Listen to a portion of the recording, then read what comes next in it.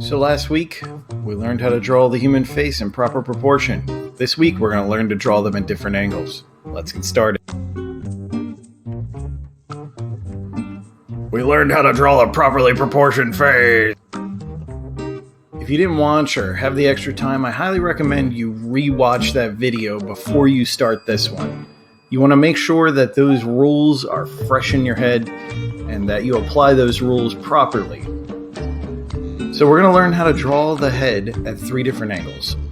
The methods for all 3 are short and very similar. You're going to see a lot of similarities, and maybe by the 3rd, you should be able to do it by yourself. So make sure you take the time and pause the video just like last week. Try to make your drawing as close to mine as possible.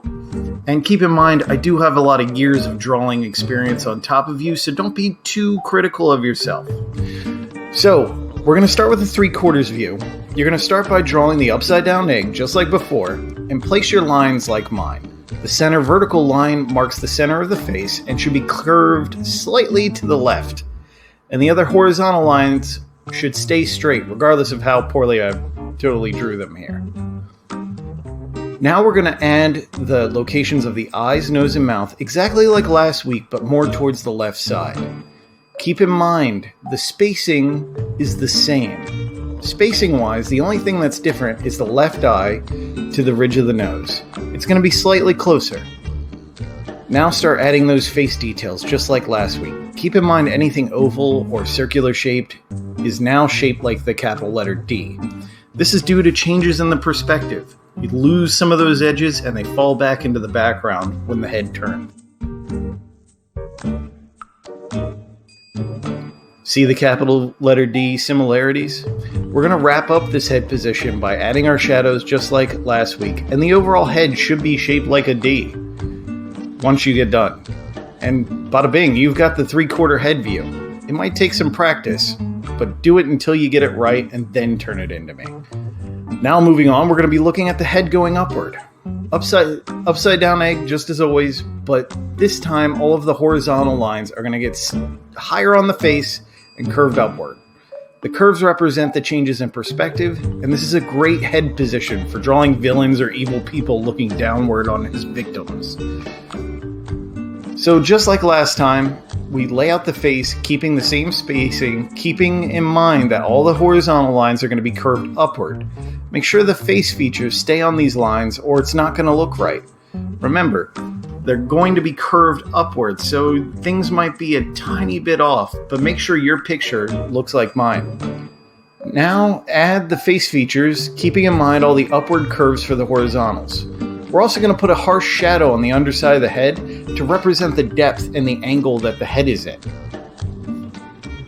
Lastly, we're going to wrap this up by adding shadows like before, but notice the shadows sit on the underside of the face because the light is above and not directly on. This gives a more villainous look to our character, or our human face. The last head position we're going to cover is the downward angle of the head. Notice the same steps as the last head position, but the horizontals are going in the opposite direction. I also challenge anyone to find a video game with cover art that doesn't have a character with their chin down and eyes up. It's used on almost every piece of promotional media like ever. Movies, music, video games. Look at their head position and look at their eye position. There's a reason for that.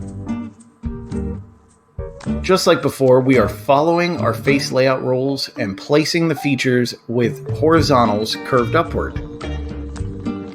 I'm not going to show you all the steps for this head position, but let's see if you can figure out on your own how to draw the rest of it using the clues from the other heads in this video.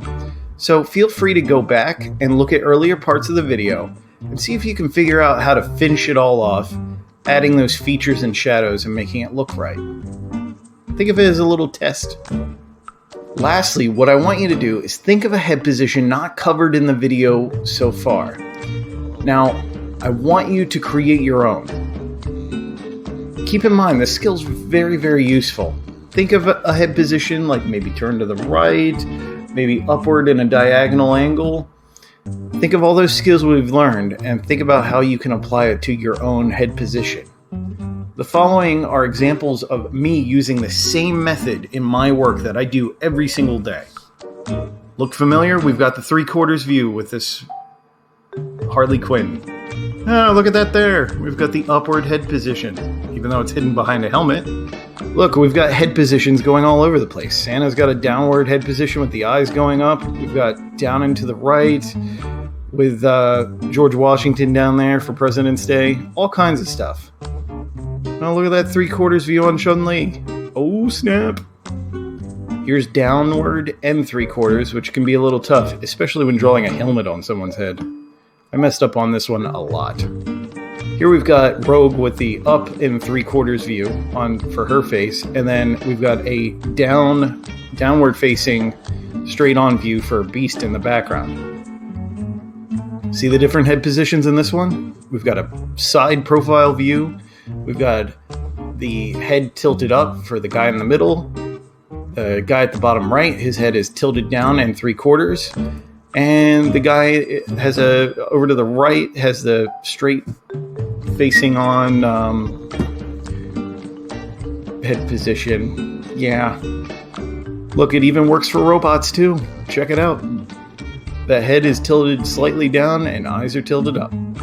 Can you tell how often I use these? I use these a lot. These head positions I use almost every day in my artwork. So to turn in this week's assignment, you got to do the following. Draw the head positions I guided you through in the video. Draw one or more different head positions not covered in the video. Remember, try not to do the side profile view.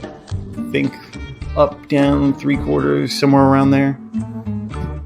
Did you do it? Were you successful at it? Feel free to go back and refine anything that you've done to perfect my methods. I know you can do it, and if you're having trouble, feel free to message me. I want to help you.